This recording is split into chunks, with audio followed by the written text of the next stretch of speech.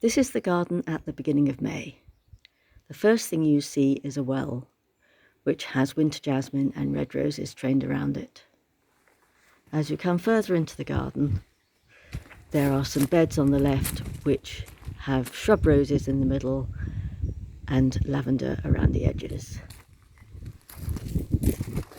To the right, we have got some lilac, which is currently in bloom.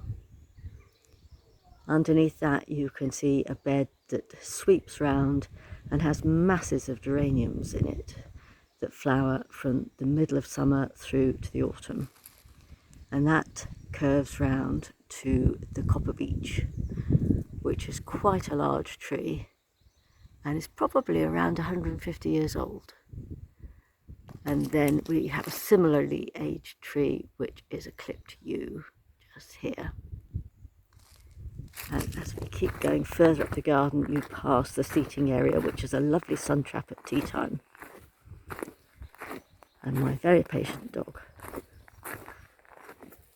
And in the middle of the garden, you've got a line of stones that mark the change in levels in the lawn. And in front of that, you've got some rough grass, which has got some bulbs just dying down in there.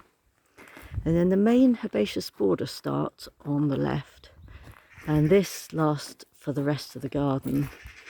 You've got fruit trees at the back, and peonies, and fuchsia, tree peonies, and then a big climbing rose, which should be out in June. And we're just walking up to some irises. The darker ones are pretty much fully out at the moment. And then we've got some pale lilac ones, which are also scented. And just tucked behind that, you can see some of the peonies that have started to come out. At this point, I'll just draw your attention to the fact we've got a big red brick wall behind this whole bed. And that creates a lovely microclimate because it soaks up the heat of the sun.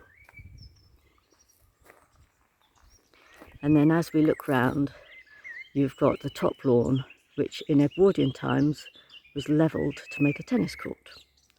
And then we are back to the copper beech, and this is the end of our introduction to the garden.